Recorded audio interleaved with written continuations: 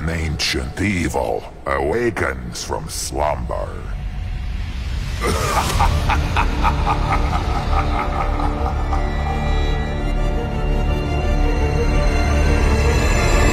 What's going on, guys? It is MurderInc here, back with another Raid Shadow Legends video, and today we're going to be talking about the Void changes.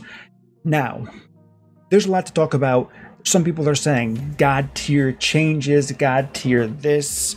Listen, guys, we're not here to clickbait you. We're really not. Let's just go over the changes, what really changed, how possible it is to use this in the future. Let's dive right into it, starting with Visix the Unbowed, the login reward champion you get after 270 days. I believe it's 207 days of playing this game. Is it going to be worth it? What did they change? The A1, they changed from 15% turn meter to 10% turn meter.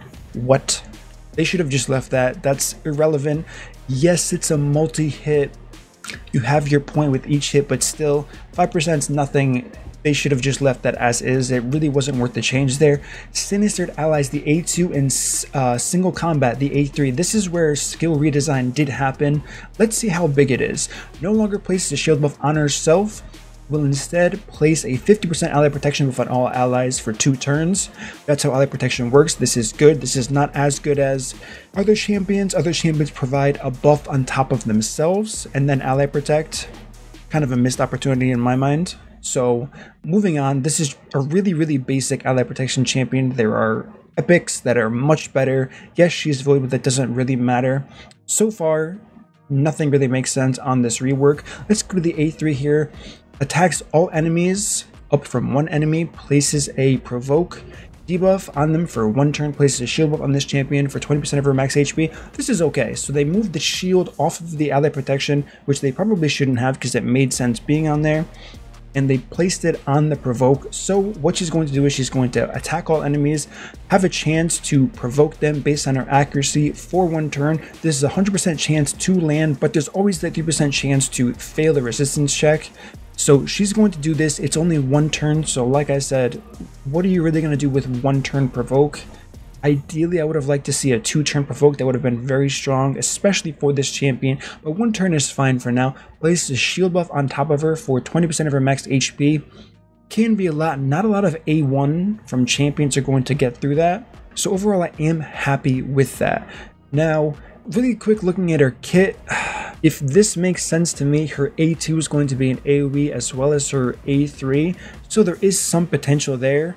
However, this wasn't a major change. I think they could have done a lot better here, especially being a login champion that is void. They could have done a much better overhaul. But like I said, we get what we get. She is better than she was before. Game changing, God tier, definitely not. She's going to help pretty much the same way she was before. I've done videos of her clearing Dragon, Fire Knight, everything you can think of. She was okay then. She's going to be okay now. Maybe some arena use for her with that provoke now, attacking your enemies. So there is additional synergy, but like I said, nothing huge. Next champion, Whirlim Frost King from the Battle Pass. Lots of people have him. It was always the I hope you don't get Visix or Whirlim from the Void Charge during a 2 times. Let's see what they did.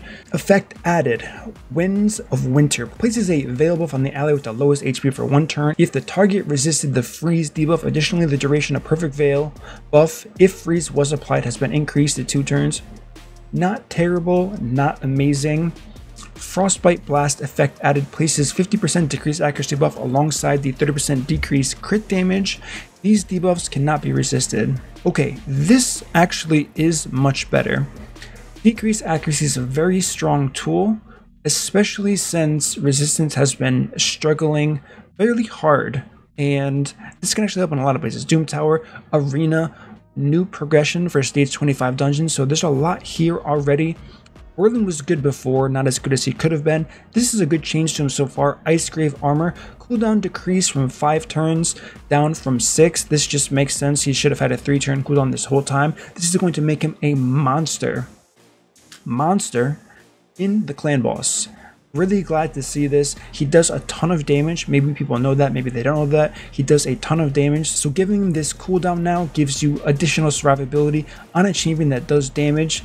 Also, him placing that veil buff on the ally with the lowest HP if the targets resisted the freeze debuff Obviously, the clan boss is always going to resist that debuff, so your lowest HP target is always going to get Veil, which means it can't get stunned. Talk about conditioning where your stun goes in the clan boss. Really excited for this. This is a good change. Not god tier. Game changing. It is going to change the game a little bit for Werlim. It's going to change the overall game for some players, maybe for Doom Tower, probably not for Clan Boss since it's not that big. However, he's definitely the best so far after only seeing Visix. Next champion we have here today is going to be Solas. Base speed increased from 97 up from 87. Good job, Plarium. Took you way too long to do that, but fantastic job. This was needed. 87, way too low for this guy. Defense increased to 120, up from 105. Please tell me you changed the multipliers. Attack down to 70, down from 80. Wave of Despair and Reign of Terror, multiplier slightly decrease. Okay, perfect. This guy slaps. Solas does so much damage. It's ridiculous. I don't have him. I don't think I've ever showcased him before, but he does an incredible amount of damage. This is actually a rather big change here. If you can move into a meta, and I use the word meta very, very lightly here. If you can go into some type of meta for your personal account, not for the game, but your personal account, where your defense-based champions like Solas or your nukers, you're in a very strong spot. Just a very strong spot. For Arena, for the Doom Tower, for any type of wave clear, Solas hits incredibly hard, and I really like to see this. Thankfully, they adjusted the multipliers because he would have done way too much damage just with this speed increase and the defense going up overall. So this is a very, very good change for Solas. A quality change of this type should have been applied to every single champion we're going over on this list. The next one's going to be Exemplar. Not a champion I've used, so I'm pretty much going to read it and not offer too much insight because I only really like to go over a champion that I've tested personally. High Stance Ascended effect added. If the first hit is critical, it will increase one of the target's skills cooldown chosen at random by 2 turns. Not a fan of random already if that is how she works. If the target's under weakened debuff at the time, it will increase the skill cooldown to maximum. So cool condition. Really don't like the random factor. If it was all cooldowns, it would have been better. Listen, voids are supposed to be strong. I don't think that's out of reach for a void. We do already have Basher, so maybe they could have added that for a realistic change. Pincer attack debuff chance increased to 75%, up from 50%. I don't know what it does, but that's always good. Capture cooldown decreased from 4 turns down from 5 turns. I'm sure that's great as well. Rowan, a champion they've tried so many times to rework and they haven't succeeded yet. Blade Surge, I'm assuming this is the poison. Debuff chance increased to 75%, up from 50. Listen, 100% or bust. That's all it should be. I'm not sure if you do get percentage increases with books. I would hope so, but 100% or just don't add anything to Rowan. You've tried so many times to actually correct Rowan and it hasn't worked out yet. We have that weird multiplier with her speed and damage. 100% chance to debuff with books. Plarium, please. Note this for the future. Next champion, Towering Titan. Shield Splayer damage will be based on HP. Wailing Assault damage will be based on HP, attacks 4 times at random. Places a provoke debuff on the first hit, has an additional 50% chance to provoke debuff on subsequent hits. That's not bad. I'm not a huge fan of attacking at random. Like I said, RNG isn't my friend. It shouldn't be your friend either. You really want consistency here, but overall this looks like a good ability.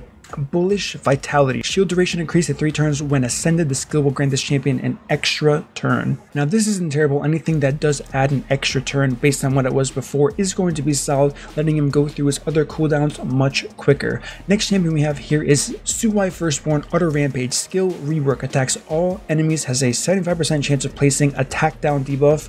Cooldown is 4 turns.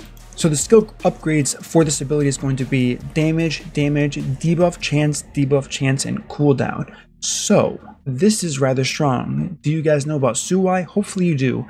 We have a defense down on that A1 ability. We have increase attack, increase crit damage, if they kill an enemy. The A2, as we just saw, that was going to be changed. Now we have an attack down ability, and finally the A3 with that weaken ability, 100% chance on the A3. The decreased defense is 50% chance, but we do have 100% chance on that attack down as well. So this is very interesting. She actually has lots of use now, and she had use before. You could use her with Relentless Gear in an unkillable team, but she does a ton of damage. And I really do like this change for Suey. I think, once again, this is the quality like we saw with Solas that we should see on every single rework. So Suey Firstborn, if you have her, she's in the vault, maybe a champion to consider based on the kit that she does have. Next champion, Broadmaw, a key component to the Lizardman Faction War team. Debuff chance increased from 35% up from 25. Gift ascended, effect added, fills the turn meters of all allies by 15%. Resurrect, cooldown decreased to 6 turns from 7. It was always rather high. In Aura, increases ally defense by 33% in Faction War Crypts. Rodman was already good. A lot of people already used her, like I said, to get through the faction wars. Any changes on her is going to be fantastic. So with that being said, I'm happy with the Broadmoor changes. All of these look really good and will make it even easier for people to get through content if you want to use Broadmoor outside of faction wars, which definitely should be the goal. Next champion we have is Bartle Bellhammer. Base stats, defense increased, HP slightly decreased. It was definitely needed. I did look at his stats a bit earlier because I've always been curious where can I actually use this champion. Next we have Ensorcelled Axe, skill upgrade adjusted, level 2 damage, level 3, 4, and 5 are all 10% increases to the buff debuff chance. Then we have Fey protection effect added, has a 75% chance of placing defense down debuff if the target is already under heal reduction, so it is giving him that utility of adding that buff. I'm okay with that personally. I think he did need something else outside of just the heal reduction. So this is a decent change, not crazy, but fine and passable as some type of rework and tweak. Next we have Whisper, effect added, but also plays 30% increased crit rate buff on this champion. Unyielding Flurry, cooldown decreased to 5 turns down from 6. This is nice. Whisper does an incredible amount of damage, giving her that increased crit rate buff. Probably, in my opinion, isn't going to be enough to not build it with 100% crit rate. It's going to make it easier if you are a little bit shy, make her a little bit more consistent. If you did want to go the 70% crit rate route on her in something like Relentless Gear, but like I said, she does a ton of damage. Reducing her cooldowns is going to be very strong for her if you are currently using her as a damage dealing champion. Alright guys, that's going to conclude my video today on the Void Champion rework. God tier, game changing. Like I said, once again, hate to do it, but that's a reference to clickbait if you weren't aware already. So these are nice. Some champions were, most champions, I shouldn't say some, were a bit disappointing. Give me your feedback. What do you guys think? They could have done better. They did a great job on a few champions like we did go over there. Very happy to see. You can't expect them to be perfect on every single champion. The day we get a rework and everything is literally game changing, is God tier, is going to be a blessing if you do have them on your account. That is the day I am personally looking forward to. Do I think we're close? No, I don't, but there's always hope. Stay positive, think positive. You will get the progression you need. Don't rely on the company, don't complain all the time, and your experience overall will absolutely improve. So like I said, give me your feedback on what you think about these changes. What should be changed next? I want your list. Doesn't have to be Void champions, any champions who needs some work, who needs that love. Let me know in the comments. As always guys, if you enjoyed this content, don't forget to subscribe, turn on the notification bell, comment, like this video, and I will see you all in my next YouTube upload.